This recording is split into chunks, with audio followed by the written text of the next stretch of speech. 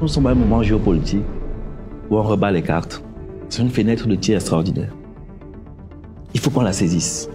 La fenêtre de tir est étroite et c'est maintenant une opportunité exceptionnelle à saisir pour mettre un terme à ce cycle négatif qui était le sien depuis plusieurs siècles.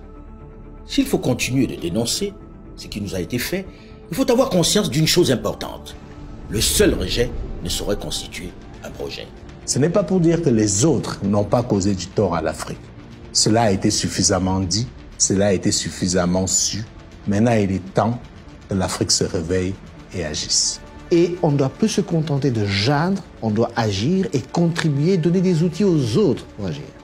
Il est venu le moment, urgentissime, de concevoir notre propre projet. Sans complexe, avec courage, avec détermination.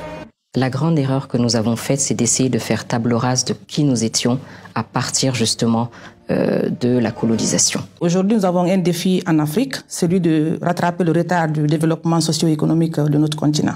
Et à un moment donné, il faut arrêter de critiquer, il faut être capable d'avoir une proposition de solution et d'essayer de contribuer de cette manière à l'essor de notre continent. C'est une page de l'histoire à écrire ensemble. Et que lorsqu'on est comme ça face à des enjeux aussi gigantesques où il faut construire aussi massivement notre continent, ce sont des grands projets qui ne peuvent normalement que créer de l'enthousiasme en fait. J'estime qu'un projet comme celui-ci est un projet qui est en train de mettre les germes de ce qui va advenir demain dans le monde et l'Afrique a une part importante à prendre dans ce projet. Nous pensons aujourd'hui qu'il faut changer la donne. Et changer la donne, c'est amener une réflexion qu'il faut réunir un certain nombre de personnalités qui puissent réfléchir sur l'Afrique de demain et voir comment ensemble diffuser ce message auprès du plus grand public. Et dire à tous ceux qui nous écouteront qu'il est de la part de chacun de faire de manière responsable sa contribution. Et c'est de ça que j'aimerais que nous puissions parler. Je voudrais dire à tous ceux qui nous regardent, à tous ces jeunes Africains, qu'il est temps.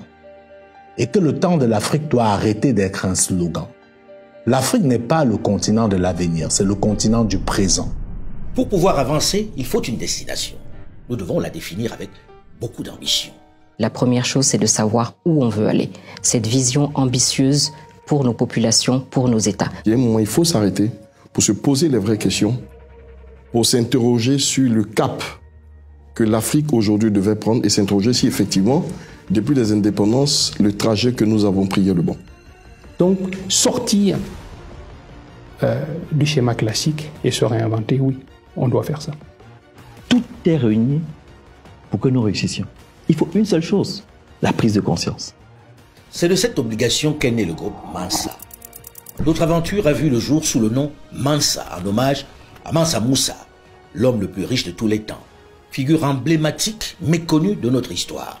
L'aventure Mansa est une rencontre entre des personnes d'origine, de trajectoire, d'âge et d'horizons divers, ayant en partage l'amour de l'Afrique.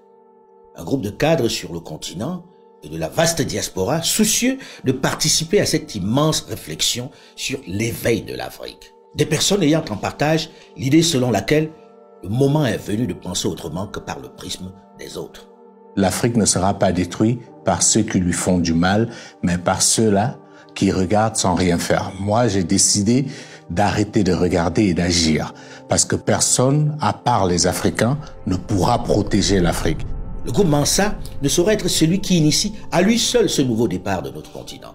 C'est un travail de tous. Il n'est qu'un élément qui vous invite dans son cadre. Rassurez-vous, nous sommes conscients que nous n'avons pas la science infuse, que nous n'avons pas toutes les vérités, que nous avons beaucoup de choses à apprendre. Mais comme on dit dans un adage africain, une seule main ne peut pas attacher un fagot. Et une seule main ne peut pas se laver. Chacun dans son coin doit initier, doit nourrir, doit enrichir cette réflexion pour la prospérité de l'Afrique. C'est un travail que chacun doit prendre à son compte, puisque nous nous attaquerons à toutes les thématiques nécessaires à notre éclosion. Dieu sait combien elles sont complexes et connexes. Nous parlerons des institutions, de gouvernance, de tradition, de culture, de politique, d'économie, de science, d'éducation, d'agriculture, de sous-sol, d'environnement. Notre ambition est de créer un espace où chaque Africain pourrait s'exprimer, partager ses espoirs et formuler ses critiques.